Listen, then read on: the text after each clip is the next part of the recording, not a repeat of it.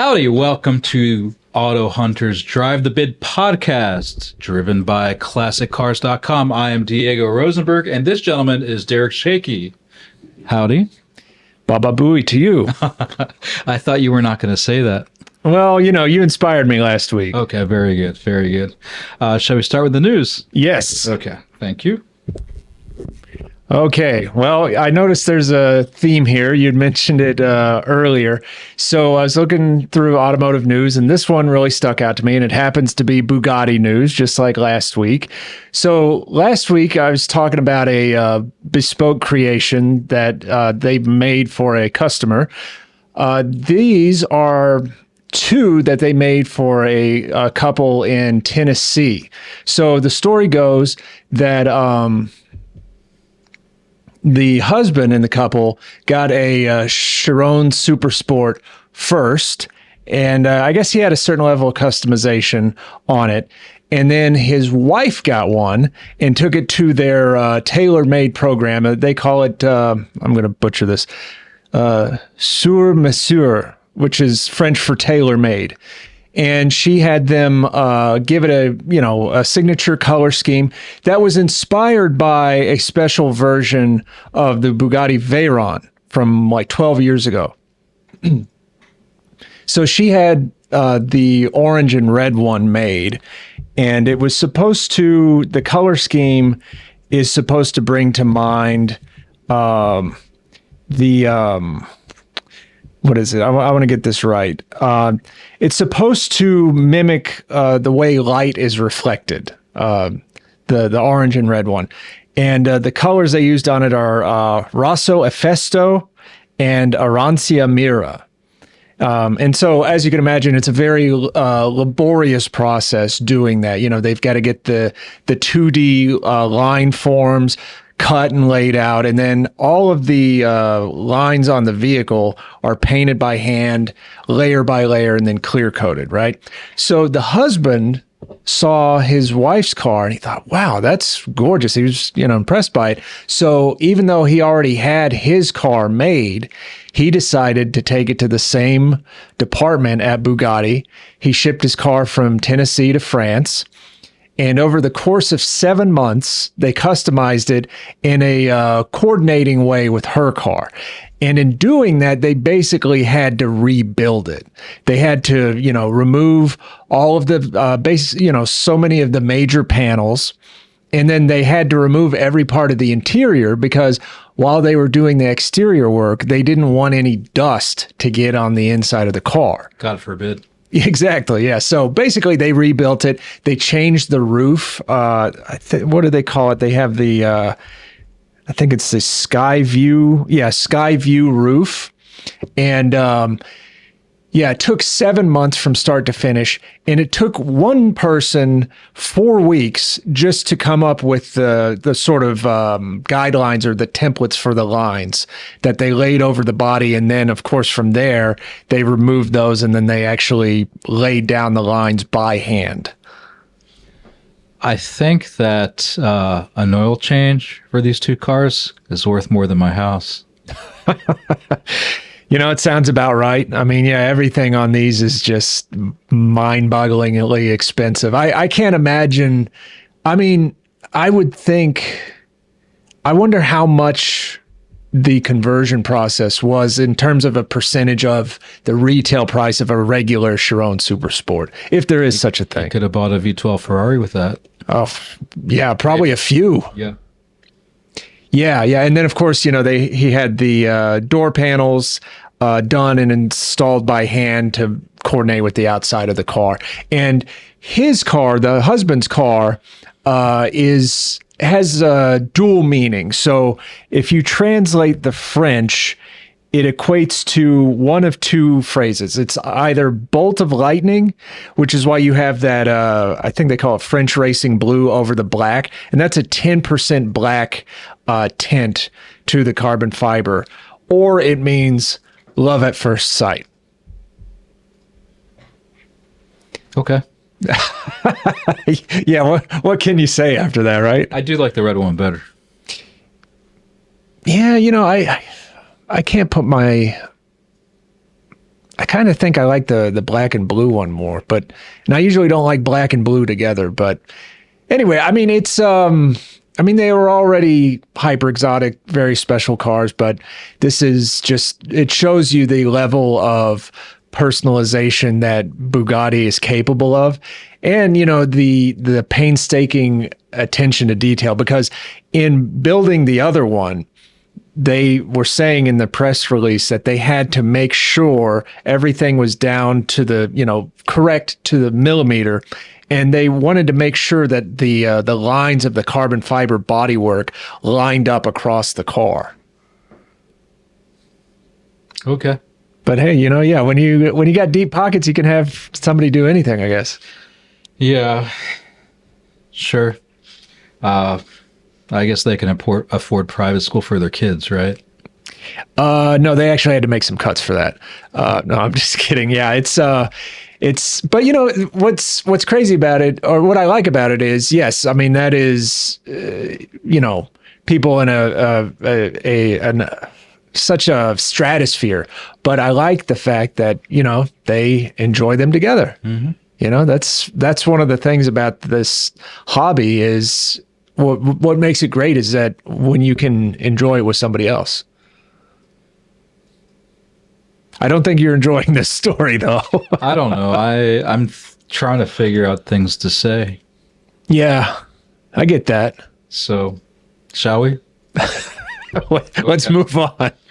Okay, I wrote down some notes, and they're not appearing here, which is a big shame. So I'm going to have to dig up from my memory. So forgive me, folks. Hyundai had this show car from a year ago, maybe, and they have decided they are going to produce this. They're going to build 100 of them. I figured it'd be a small batch, yeah. It's going to be 70 for the street and 30 for race enthusiasts. Oh, okay. And here's the interesting thing. It's going to have a hybrid hydrogen electric propulsion system. That sounds like a Toyota thing. Have they had a hydrogen electric? I don't know if they've done a hydrogen electric, but I know they've had like hydrogen cars. I guess for the California market only. Yeah. For what is it called? The Mirai? It's that ugly. Yeah. I've seen that as a former resident of the Golden State. But when they said hybrid, I thought, well, why does it say EV? And it's like, okay, it's hybrid hydrogen electric. That's kind of interesting. It's going to be driving the rear wheels. It's going to have 800 horsepower. Great. So those production numbers, is that U.S. market only, or is that worldwide? No, it's worldwide. Okay. I actually didn't say I assumed. I inferred it's worldwide. So it remains to be seen. It's a nice looking car. It's supposed to harken back to the 1974 Hyundai Pony Coupe, which I saw a picture, and it looks like it's an Italian styled Japanese car. There's a few of them in the late 60s, early 70s. It looks good. So, that inspired this. In some ways, this has a little bit of a muscle car look to it. Not quite American, but it almost looks like it's a Japanese version of a muscle car to a point. But then again, I see like Ioniq 5 stuff, like the headlights, the 8-bit looking stuff, the tail lights. I actually like how, the implication is they are round or oval tail lights, but they're kind of cut off. I kind of like that. They're peeking from underneath the trunk lid. I do think that's a nice touch. But otherwise, yeah, it's got that 8-bit look like the Ioniq 5.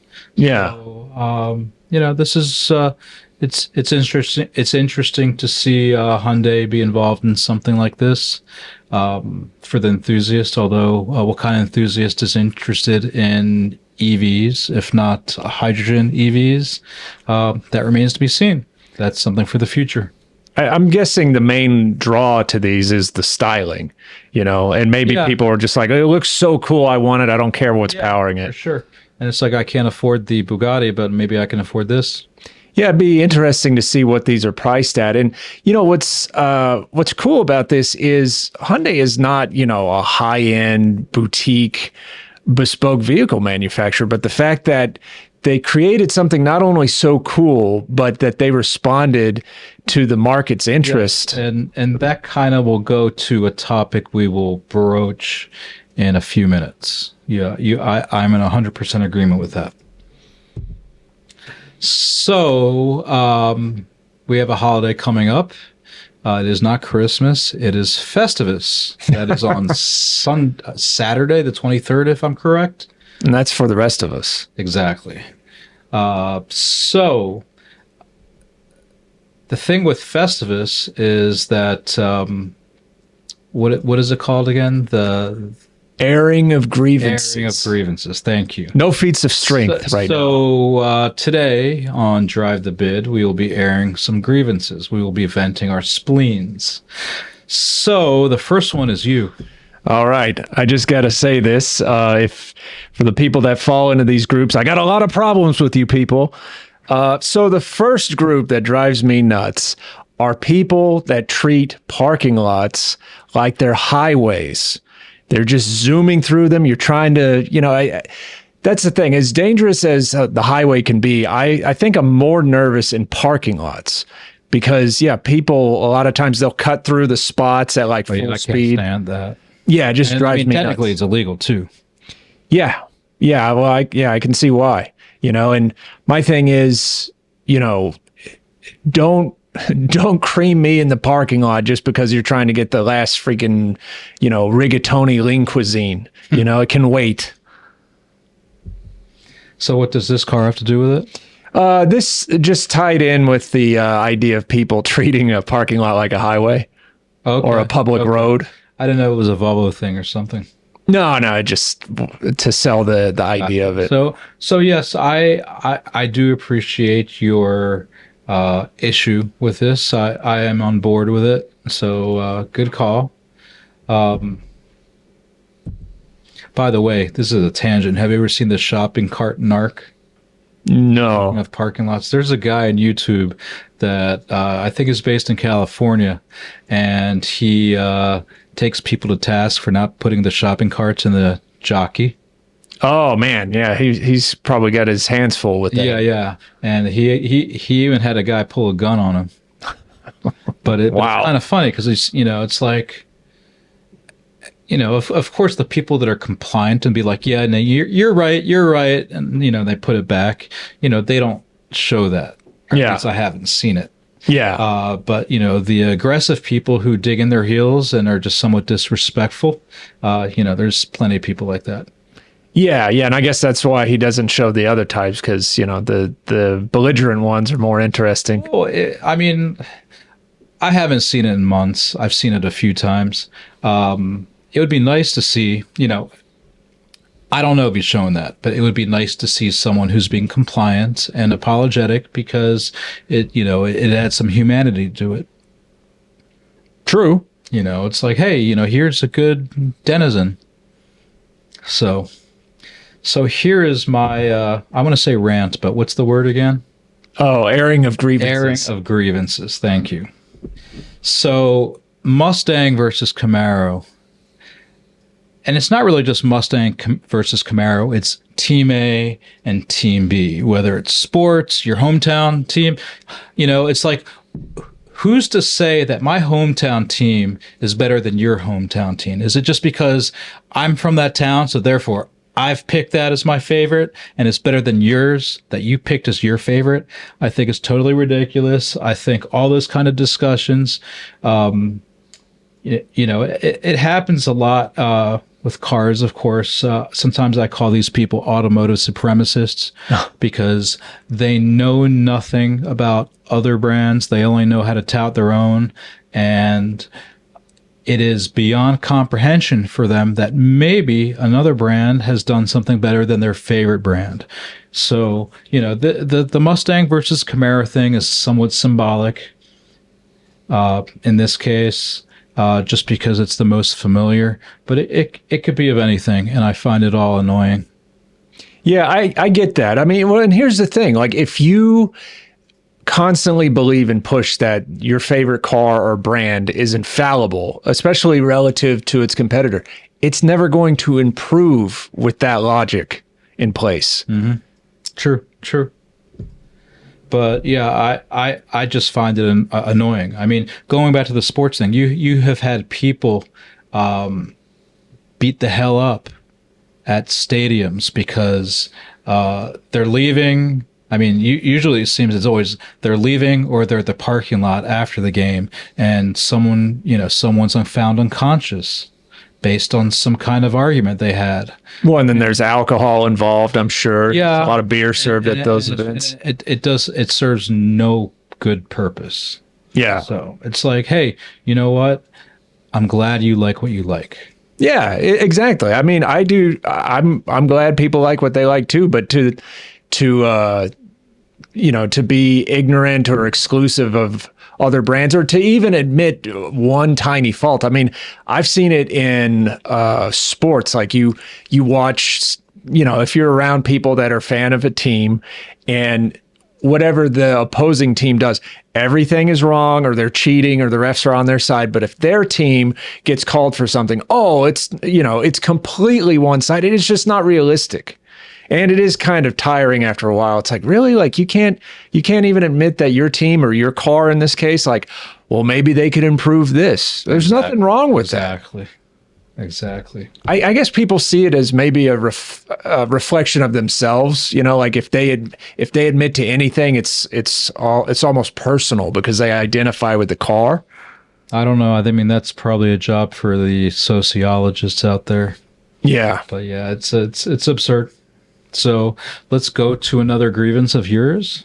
Oh, yeah. So one good thing, among others, about working in the office we're in now is I don't have to take the 202.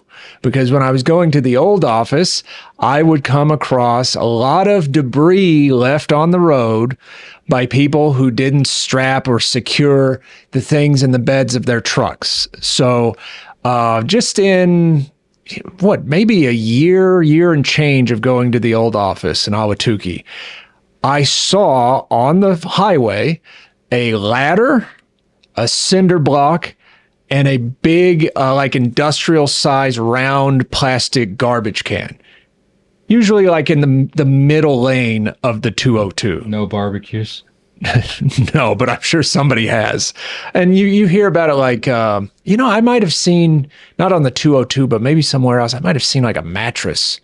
I've seen mattresses before. That's just, I mean, you're losing your stuff, but you're also putting other people's lives in danger. I have a feeling the mattress was not going anywhere other than the rubbish bin.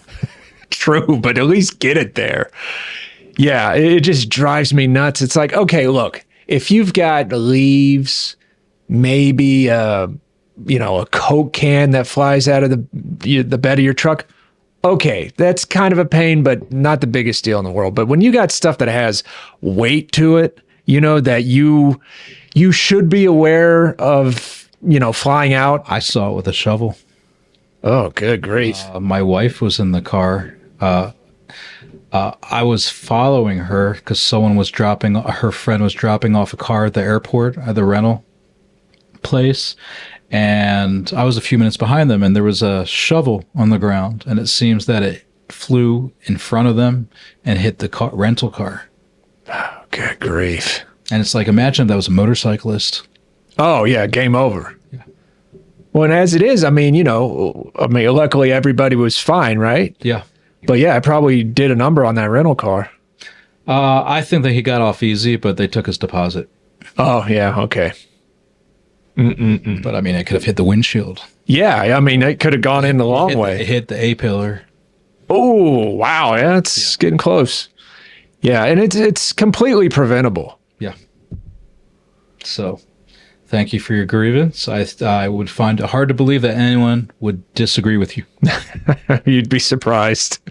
So here is my grievance.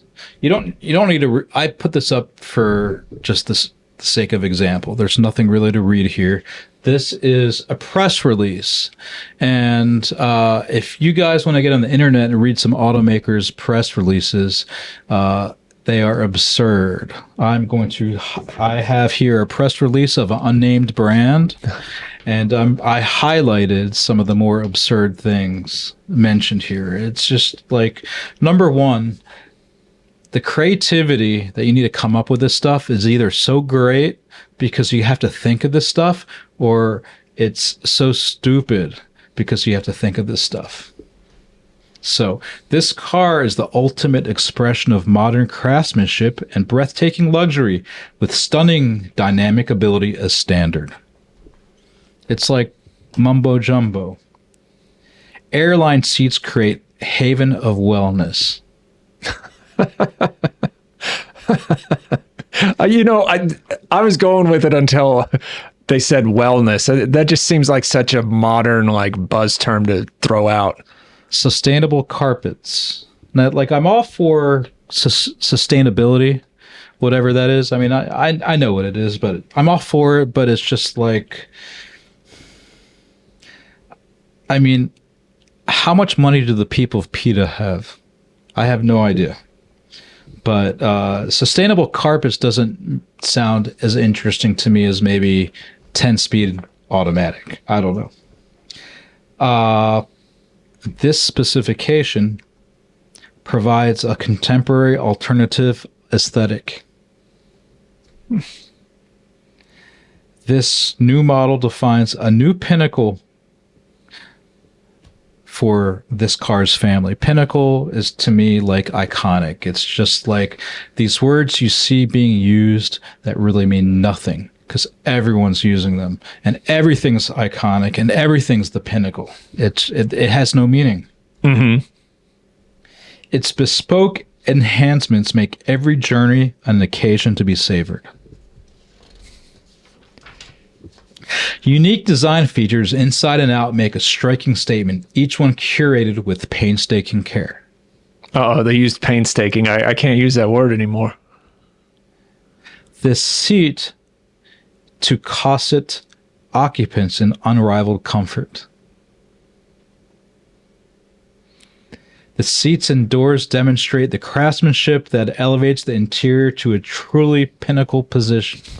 There you go. Maybe you should play a drinking game. Every time you see pinnacle in a press release, you take a shot. This leather is this brand's sustainable leather strategy. The mark already uses leather hides that are a byproduct of the meat industry and highly traceable. Okay. I don't know what that means. Well, I guess they can determine which this plant came from cow number 54. Yeah, something Where like that. are Yeah. cow number 54. It's absurd. And do I have anything else here? No, that's it. But you get the idea. Yeah. It's press releases are ridiculous, and I wish that they just had a normal person writing them. Or at least it seems that there's this culture involved that, this is how press releases are supposed to be. And this is a prestigious brand I just read. It's not just the prestigious brands. Well, I think that's part of it right there. There is a certain image that they have to convey, whether it's through pictures or product or language in this case. But nothing says that the image of a brand has to be ridiculous. That's the thing. It's you can write it with more prose. Do you remember that ad I showed you for the Jordan Playboy? The ad somewhere west of Laramie. That ad is all prose. It's all beautiful. It's something it's almost like a car that's not so remarkable, but became remarkable because of the ad, because of the prose involved describing it. That's all that's needed. It's marketing. This is not marketing. This is boilerplate BS. Yeah, I didn't have as strong an adverse reaction to it as you did, but I know where you're coming from because there is another prestigious brand where I would go through their press releases, when I was freelancing, and it would take forever to get through them because there was so much fluff and flowery language, which I appreciate, but it just added so much unnecessary length. I'm just let's get to the point here. I think War and Peace is easier to read than this.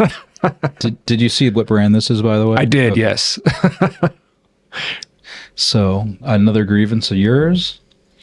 Yes. So it drives me nuts when I'm at a stoplight and it turns green. And the second it turns green, some person behind me honks as if I've just been sitting there on my phone. It's like, it just turned green. I saw it just like you, like is the nanosecond that you want to arrive at the next stoplight ahead of me going to make your day better? It's a race to the bottom. What if the answer is yes? Then they need a lot more help than I can give them. And me speeding up or hammering the throttle right as the light turns green is not going to help them. Gotcha. So what's this interior picture for? The horn. Okay. Is this the new Hornet? Yes. Okay. It's not that I recognize the interior, but I figured it's a Dodge. Maybe this is the latest and greatest. Well, it's a corporate cousin to a new Alpha, right? Mm-hmm. Yeah, because it definitely has an Alpha look to the shapes.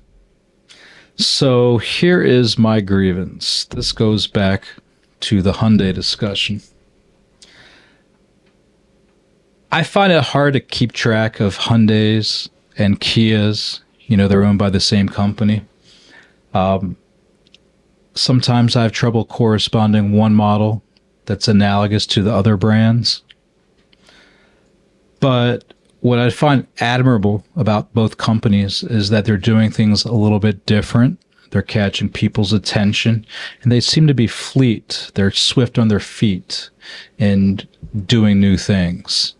What was that model they just introduced? I don't even remember if it was a Hyundai or Kia. You see, that's one of the problems.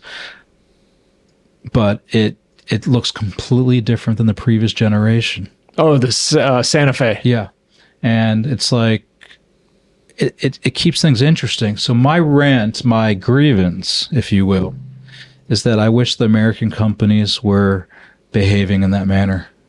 Because I think anything that the American companies can do to keep them in the forefront of the automotive public's consciousness is a good thing. The stuff I like tend to be from a time when Detroit kind of ruled the world, and it's not that case anymore. And it's not, this kind of goes back to the other thing about I don't need Detroit to be number one. It doesn't, my sports team, etc. It's not, it doesn't have to be like that, but I like to see Detroit always excel. And what's missing with the companies out of Detroit that's not missing with Hyundai and Kia? Well, the good news is, the automotive industry in so many ways. I mean, I saw it when I was freelancing. You would see people that were journalists. They would go over to the product side, and sometimes they would, go back to the journalist side.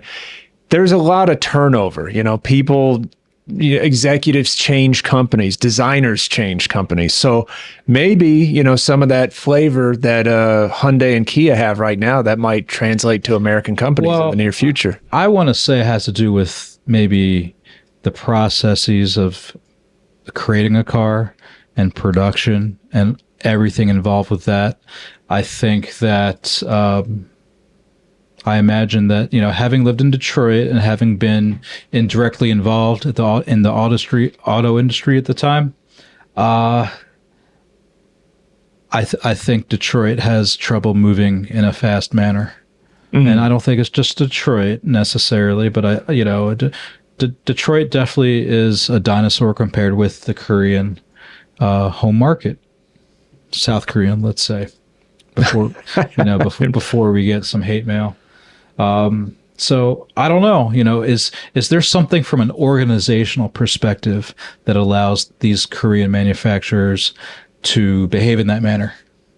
Well, probably. I mean, I think you've got a great point, because it's not just a singular person or a group of people. I mean, there is a bureaucracy in place. And unions too. That too. Yeah. Yeah. So, I don't know, but it would be nice, because, cars from Detroit, if they're kept fresh, they will always be in the consciousness of the car buyers.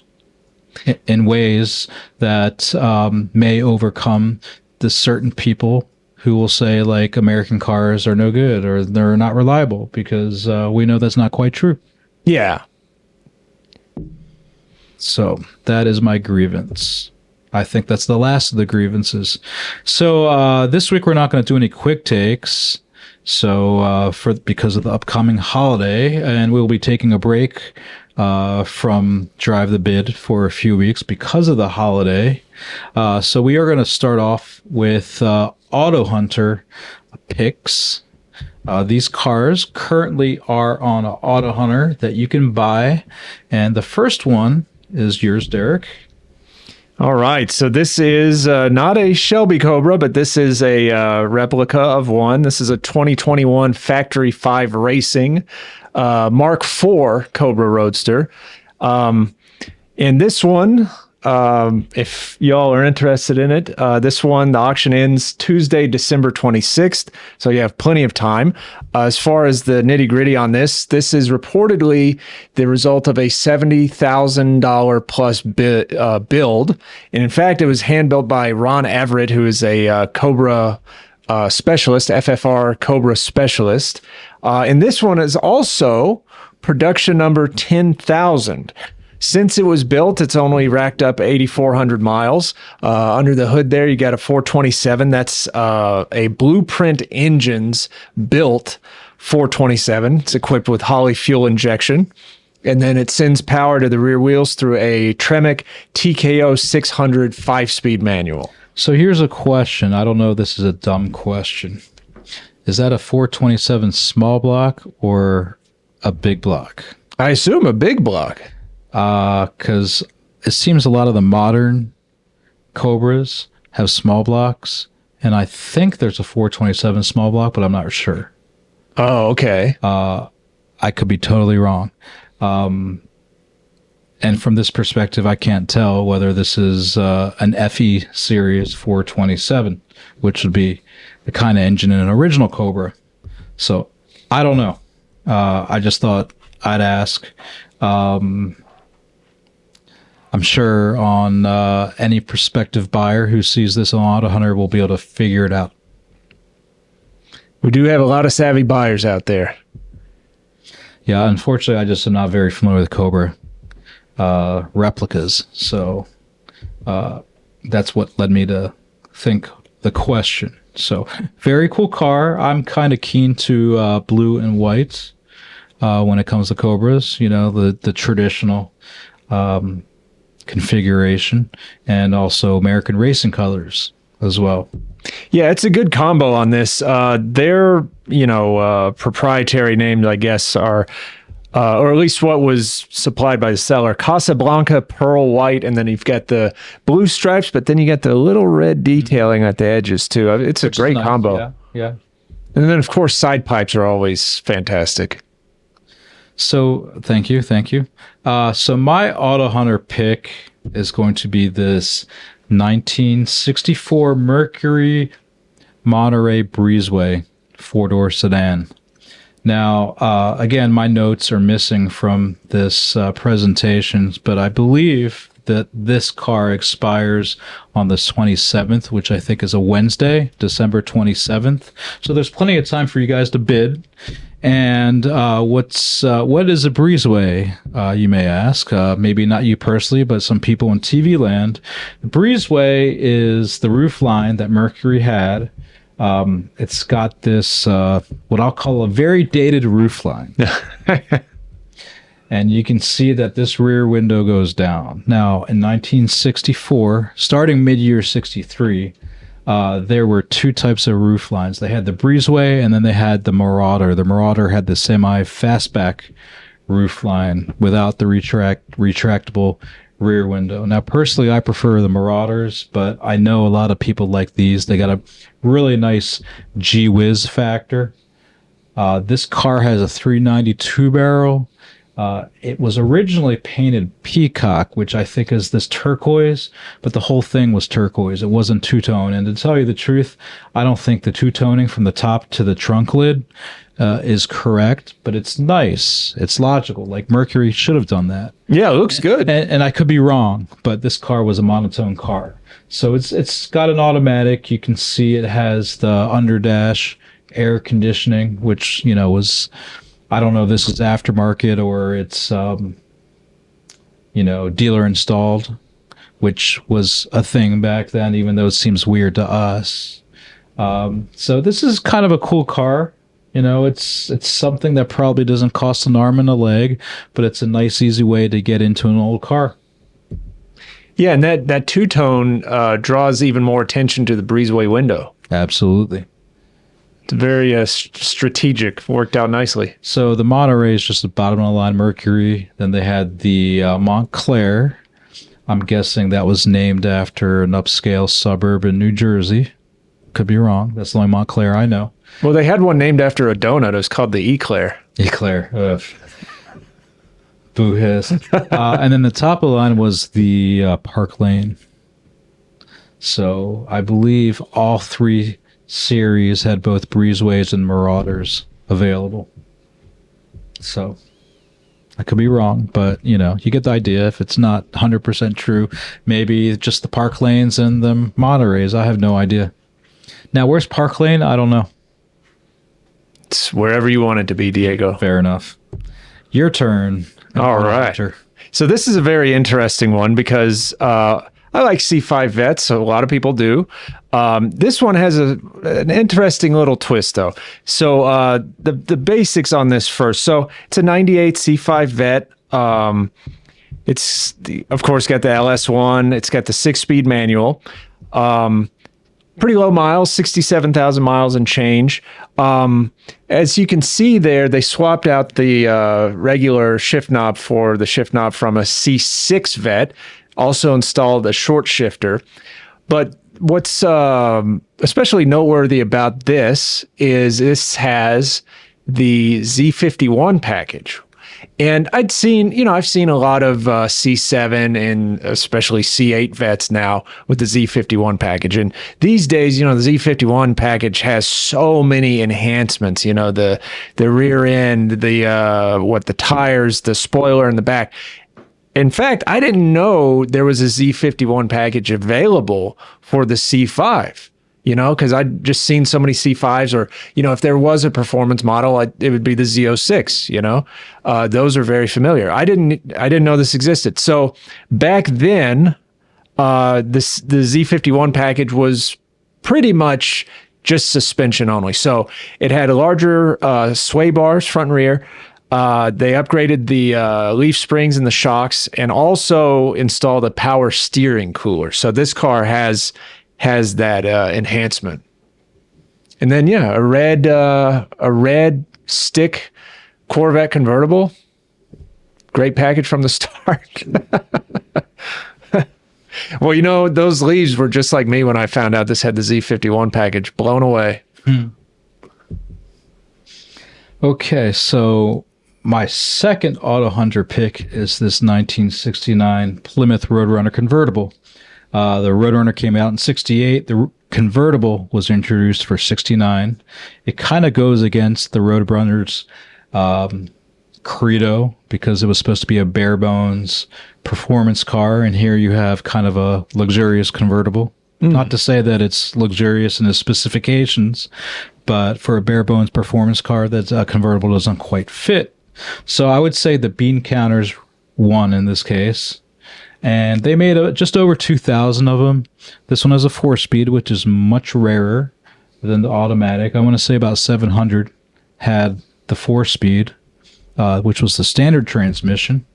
This is painted in the dark green that on the fender tag is coded F8, which is the same dark green available in Challengers and Chargers now. Yeah. So I know they are discontinuing it now. This one, besides the 4-speed, is also cool because the fender tag has it coded for the Coyote Duster air induction system. So that's pretty cool. This car, you can see, has a bench seat. The convertibles had a more upscale bench seat standard versus, let's say, the coupe had a more down market bench seat. This one was an option for the coupe, and you could get also buckets for either, and the hardtop, of course. This car originally came with a white interior, so let's say white seats with black components, but right now everything is black on this vehicle. And you can see the nice big fat Hurst shifter poking out from the floor. No console because you only could get a console with bucket seats. So this is a pretty cool car. For those of you who are looking in internet land, yes, you are seeing a tack here, but this car was built with a tack in the dashboard, so they just wanted something more reliable. I only point that out because I think gauge packages in old cars are an important option. Like it's a nice thing to have. I just think that maybe they're not always the most reliable. Hence this aftermarket. Yeah, I guess it's more to, crack in there to fix those than it is to add an aftermarket one. Sure. So this is a cool car on AutoHunter. I believe also this one expires on the 27th of December. Oh, okay. Yeah. And I pinged the rep a little bit of interesting ownership history on this. The original owner's name was Robert Abui, but he went by Bob. Is that how we're going to end the podcast this week? Sounds good to me. Okay. So thank you for watching and listening to Drive the Bid podcast, sponsored by AutoHunter, driven by ClassicCars.com. Don't forget to press like on YouTube so you can subscribe to this podcast. Merry Christmas, Happy Festivus, and anything else you celebrate. We are with you, and we'll see you in the new year. Thank you. Happy holidays, everyone.